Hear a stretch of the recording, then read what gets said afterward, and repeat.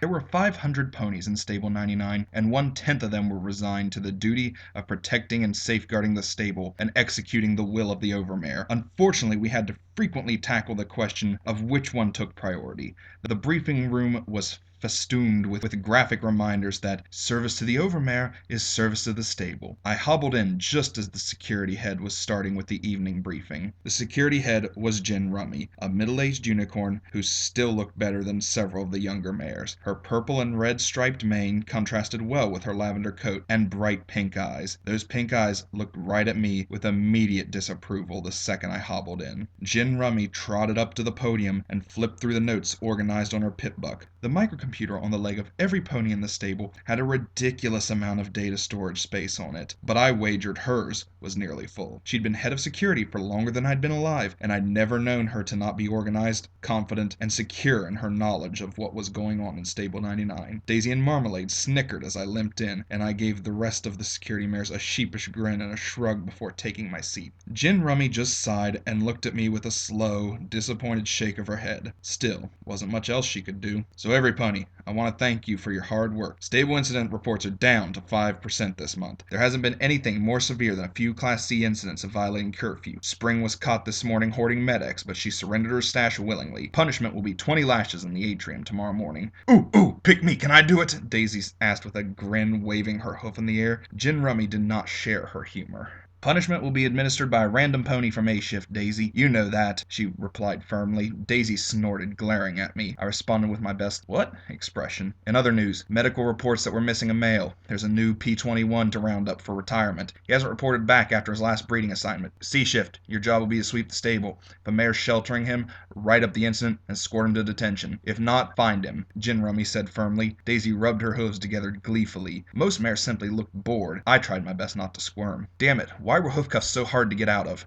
Every pony in Stable 99 had a job assigned them from birth. Maintenance ponies maintained, security ponies secured, and baker ponies baked. The 40 or so males in Stable 99 were no different. They were breeding equipment. From birth, they had their segregated quarters in medical and were signed out by mares for reproductive purposes, and more frequently, recreational. There were 20 unicorns and 20 earth ponies in the breeding rotation. Once a male reached, how old was it, 12, 15? They were put into breeding. Of course, to keep the number in rotation the same, that meant that a male had to be taken out of breeding and retired. So if there's nothing else, Jen Rummy's pink eyes scanned the assembled security ponies before landing on me. Very well. Oh, and tomorrow, I'd like ponies confused on how to spell a hoof cuff spell to please report to security at 1200 hours for remediation.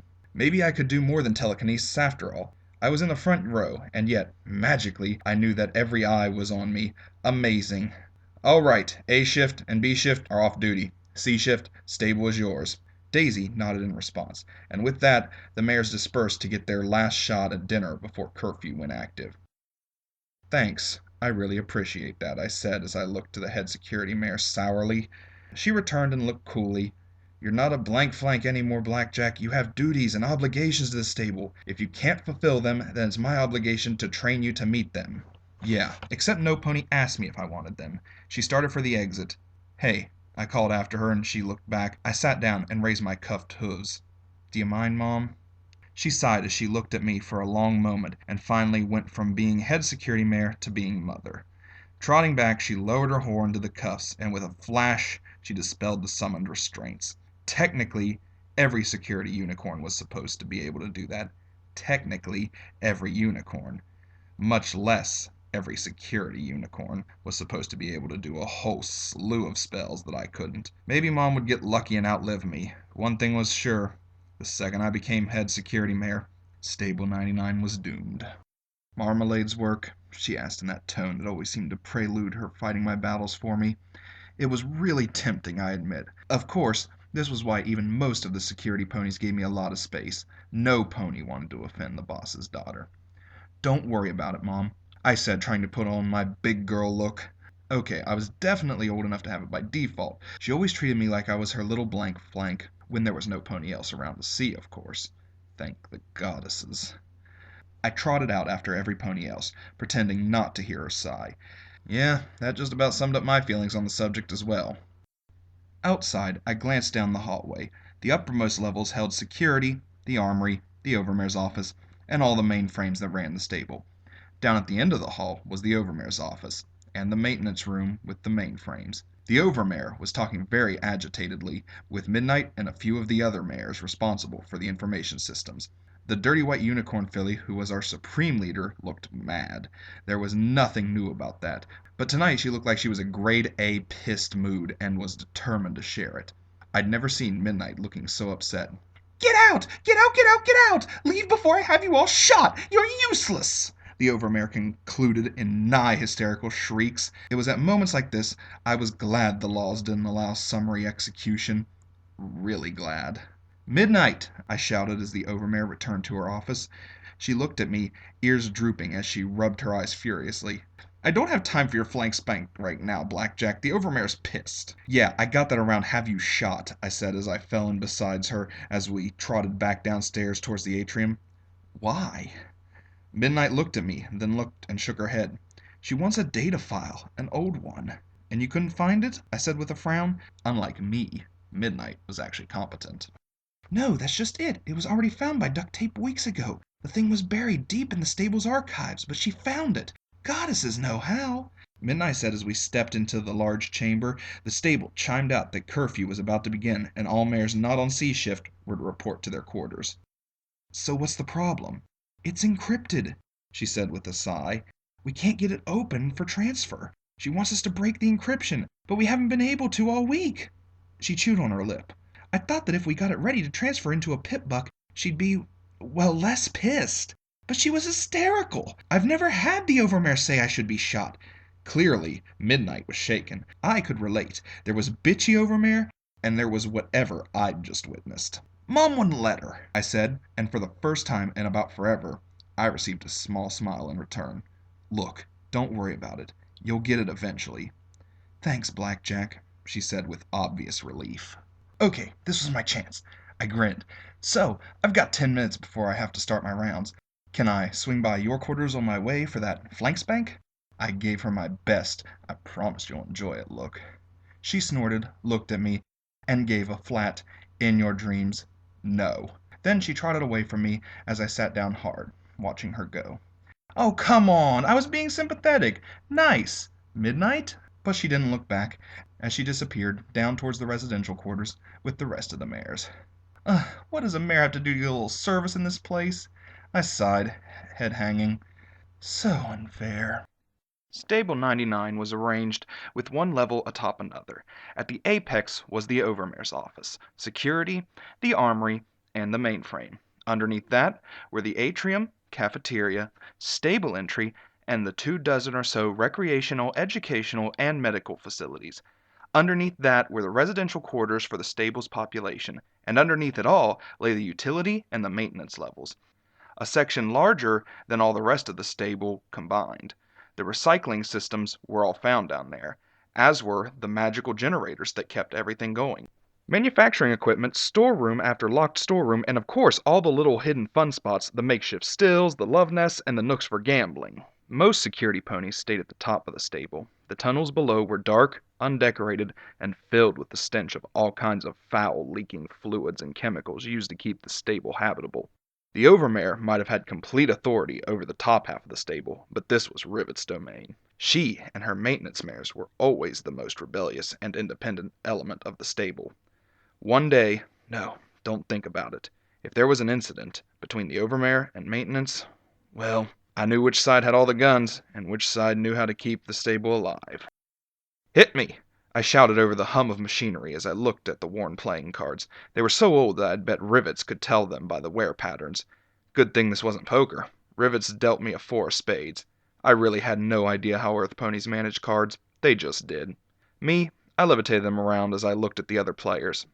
Tonight I was even less welcome than usual. The other 4 ponies kept muttering to each other, telling jokes and stories that left me out. And my winnings were virtually frozen. Clearly, they were watching themselves around the security mare. Because one word of sedition, or talk, or getting at the armory, and we'd have an incident. Please don't say something that would cause an incident. "So, Blackjack, I notice you keep getting shit from Daisy and the others," Rivet said amiably as she smoked on her cigar. She'd offered me the cigar at the start of the game, a blatant Class B violation that I'd never, ever report her on. I had no idea how she manufactured them, but it was another indication that things were painfully tense in the stable. After one puff, I'd coughed so badly that she'd taken it back. "They've been doing that for what, 3 years now?" "Oh, longer than that," I said with a small smile. "Ever since my first big fuck-up. But what can you do?" "Well, that is the question, isn't it?" Rivets asked with a spread of her forehooves before dealing out the cards. "We can't do anything. Daisy is security. You got your job, and it's yours, no matter how you abuse your position."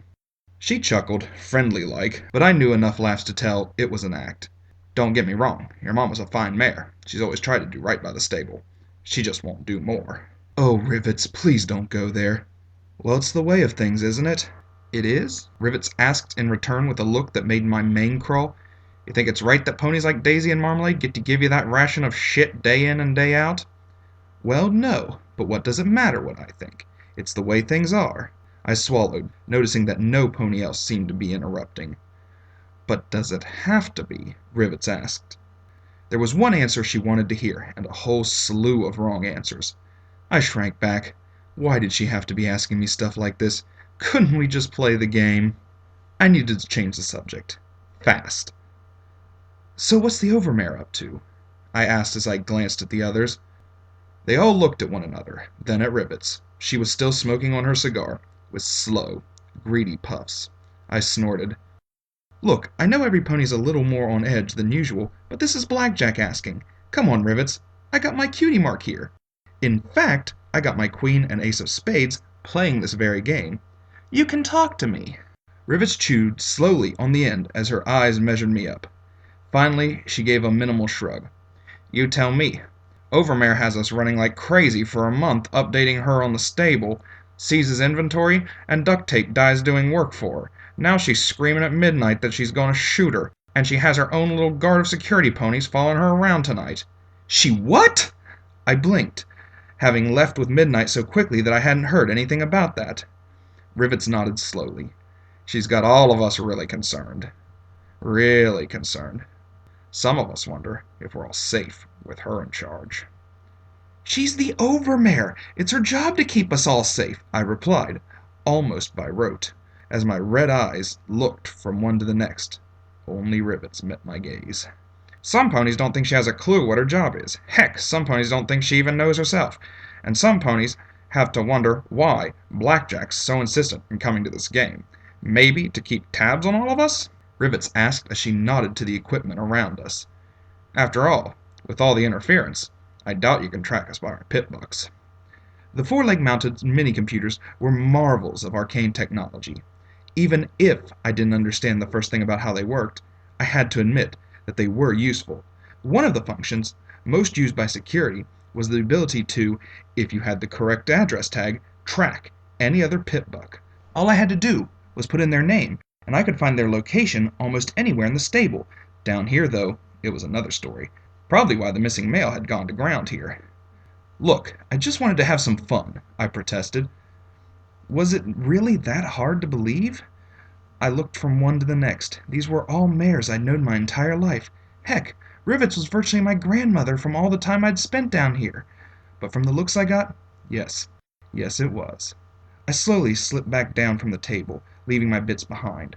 "I'm gonna go, do security stuff.